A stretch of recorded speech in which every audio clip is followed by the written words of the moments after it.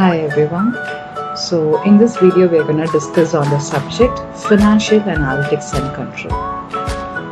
So the first unit under Financial Analytics and Control is Accounting Information System.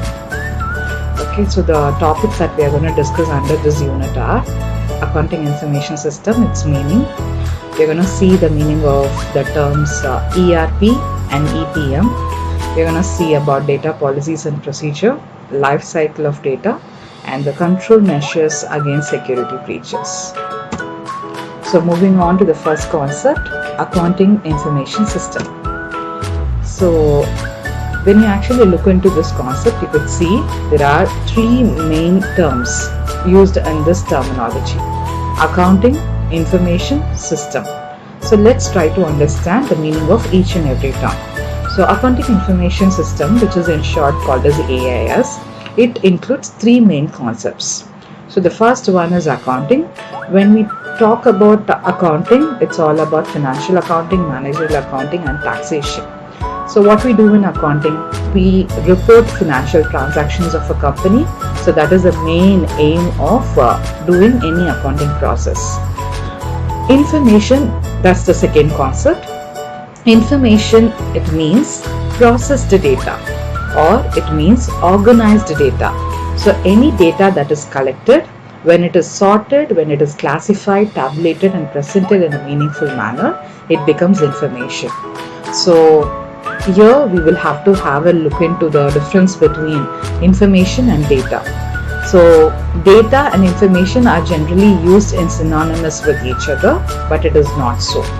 Data are raw facts. Data are facts that has little meaning when compared to that of information. Information is something which is meaningful. So information would help you in a decision making, while data would give you some quantitative data, but it will not help you in decision making. Okay, so data are raw facts, while information is all meaningful information. It is a processed data that helps you in the decision making process. Say for example, when you collect data from students regarding their marks in an examination, so the raw facts, the raw numbers becomes data, while when the numbers are tabulated, when they are listed, and when they are actually calculated to present average scores, it becomes an information. So this is with regard to the concept of information. So in the Accounting Information System, we just saw accounting, which means reporting financial transaction. Information is processed data, while system, the third important concept. Here system refers to the usage of IT devices. Any process or any concept becomes a system when it has three main components: input, process, and output. So input is wherein the information are fed in. Processing is wherein you do all the sorting, organizing, and calculations, while our output is the result or the information that you derive for decision making. So any system is called as a system.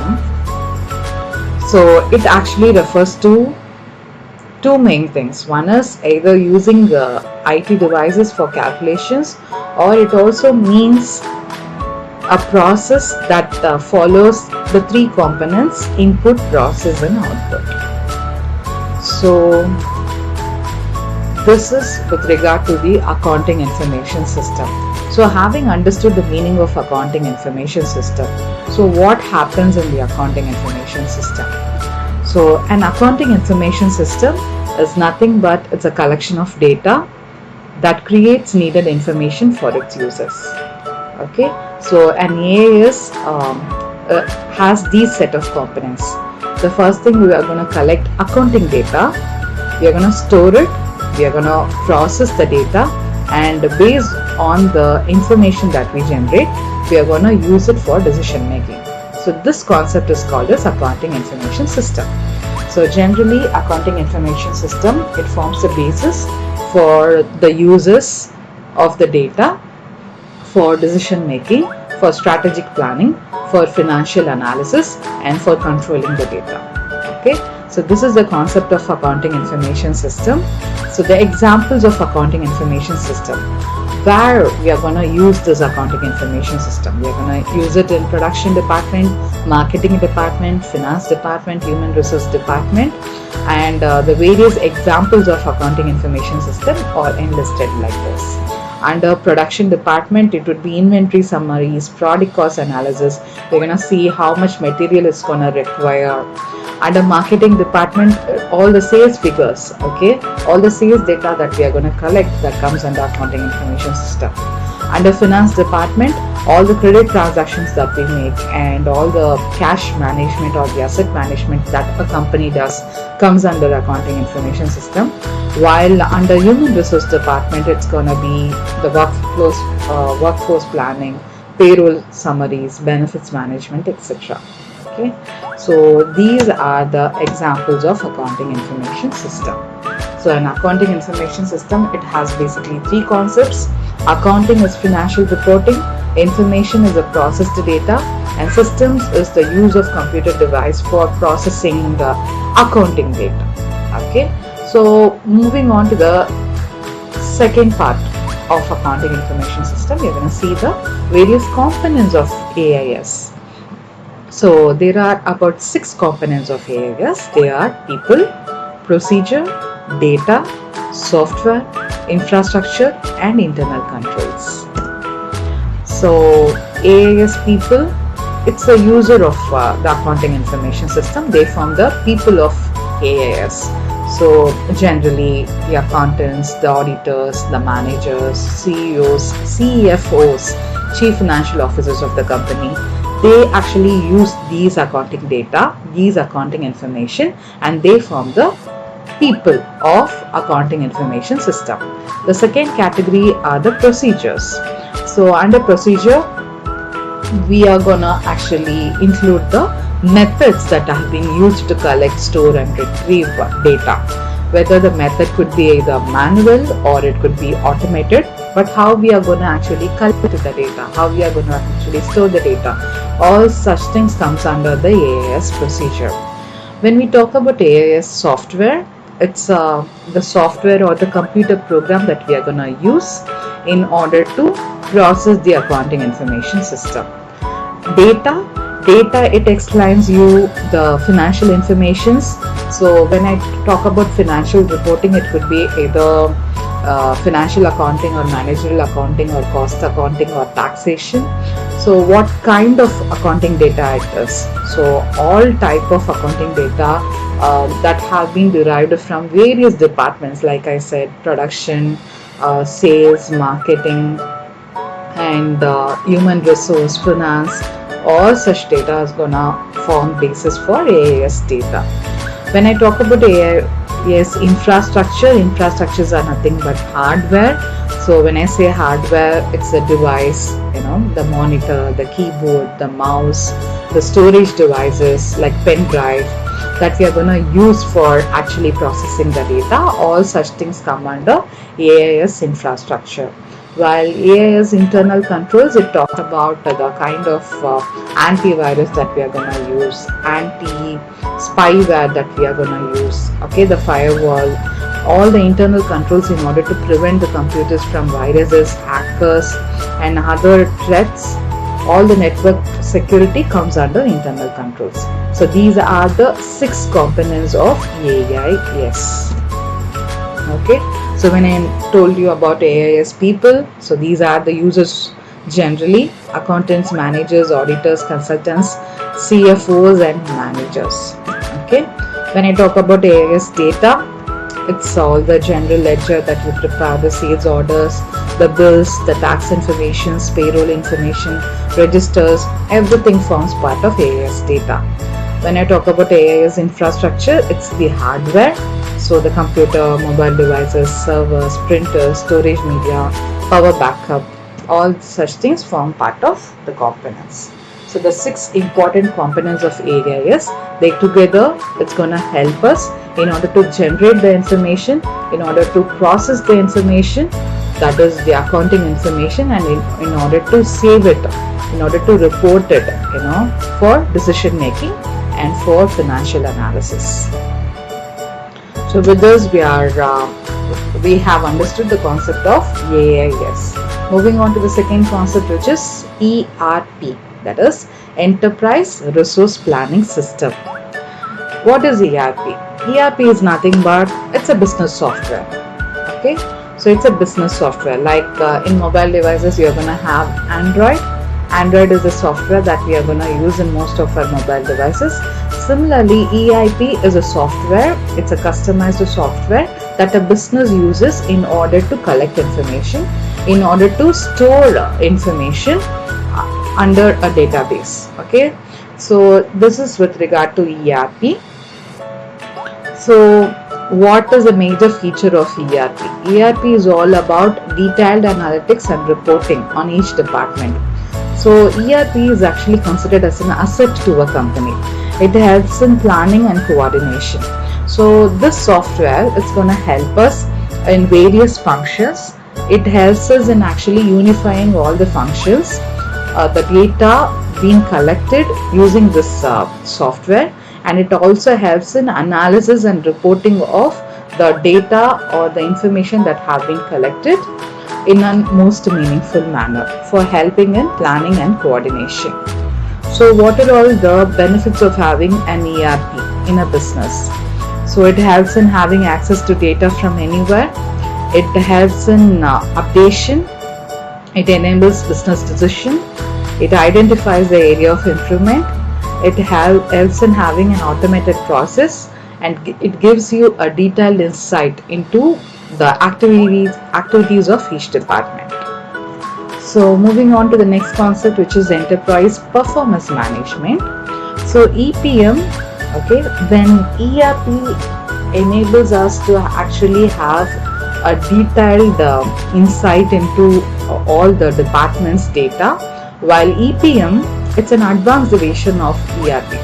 It's an advanced version. It's again a software which helps in planning, budgeting and forecasting. Okay, so EPM software, it has been developed in order to actually overcome the shortcomings of ERP system.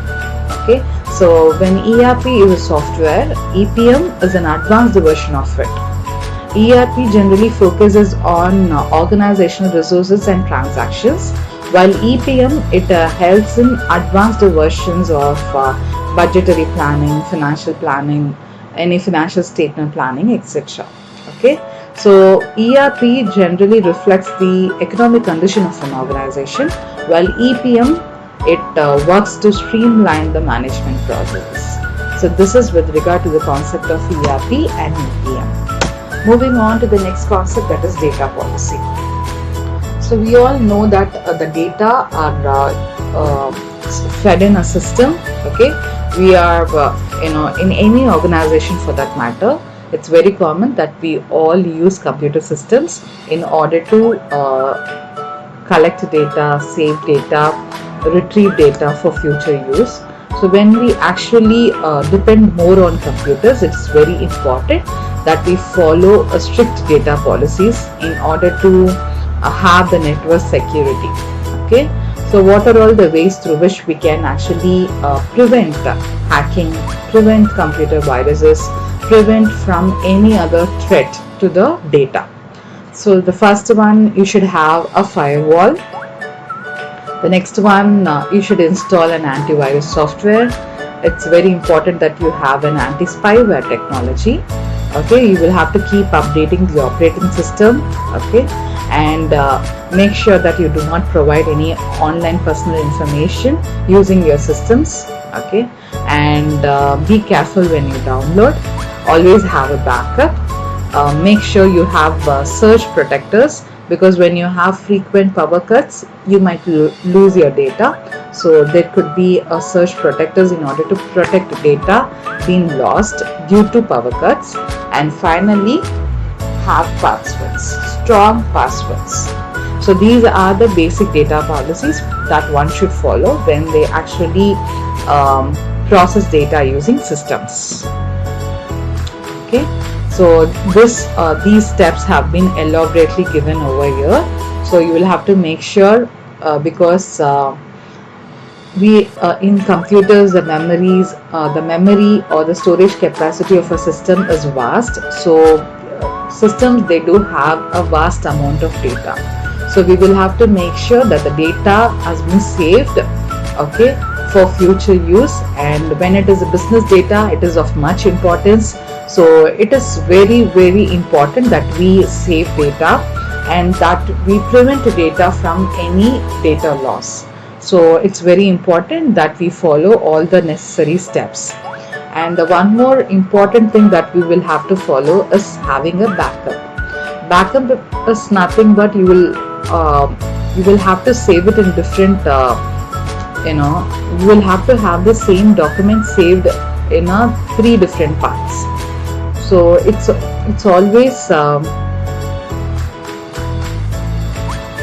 always advisable that backup being done for any document for that matter, for any data for that matter. So any data should be saved in 3 copies. Okay, if the first one is lost, you can actually depend on the second one. Even if the second one is lost by way of any other unforeseen happenings, you can depend on the third copy. So backup is a very important step that one should follow in order to prevent from data loss. Okay, so that backup procedure of having 3 copies of the same file, we call this process as grandfather parent child procedure. Okay, so this is wherein you're gonna have the same document in 3 copies saved in 3 different parts, so that when you lose one copy, you can actually depend on the other one. If you lose the second one, you can depend on the third one. So this is how a backup being followed.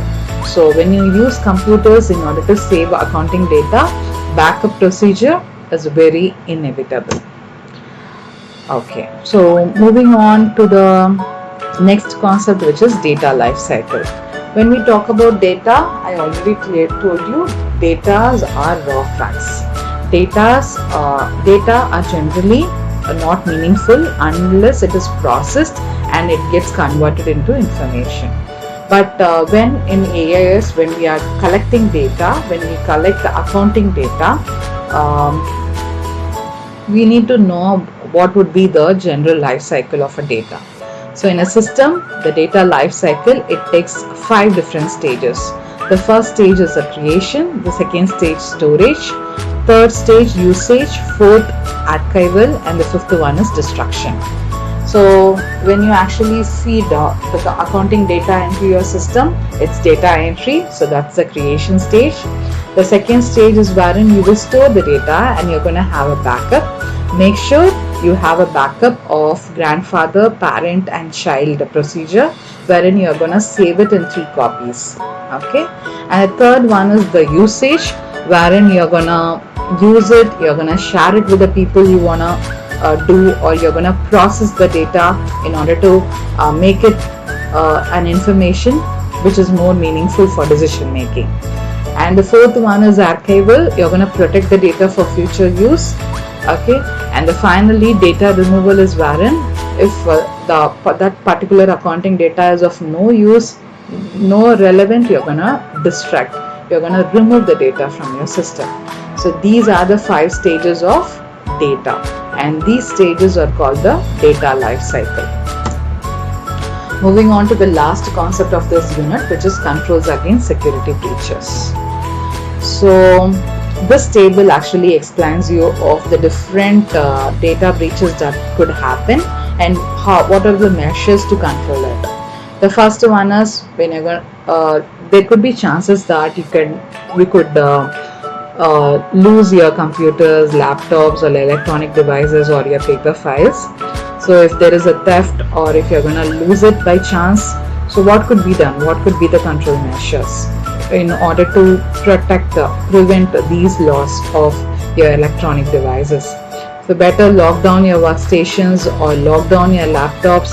Make sure very vigilant. Okay, keep all this in a safe. Okay, and so that you don't lose it by means of theft. The second breach that could happen is insecure storage or transmission of sensitive information. Okay, so when you actually store data which is of very sensitive in nature, very confidential in nature, make sure it's not publicly accessible. Okay, so have passwords to protect it. Make sure you don't put it in the internet. Okay, so make sure it's like saved in a more secured place, that only few authentic persons only could view it. So make sure when you deal with sensitive information or confidential information, maintain secrecy. And the next one is password. Hacking of password is very common thing that could happen. That is one of the data breach. So how to control it? Always have a strong password. Always have a unique password. So there are 3 types of passwords, that is strong, medium and weak password. Weak password is one wherein you're gonna just use alphabets or numbers alone. Medium password is wherein you're gonna use the combination of alphabets as well as numbers. While a strong password is one where you're gonna use alphabets, numbers as well as symbols. So make sure you have a strong password in order to prevent from hackers. And finally, computer. When we talk about computers or any electronic devices for that matter, so there are viruses that could attack your electronic devices and systems. So make sure you always install antivirus software or anti-malware software in order to protect your computers from virus infections. Okay, and whenever you receive any links or attachment, make sure it's from a proper source, authentic source, before you download it, before you click it. So with this, we have completed the discussion on Unit 1 under Financial Analytics and Control. So we have seen the concept of EAS, we have seen what's information and data, life cycle of data, we have seen the data policies, we have seen the concept of ERP and EPM, and finally the control measures for data breach. Hope you had a better understanding on these concepts. Thank you.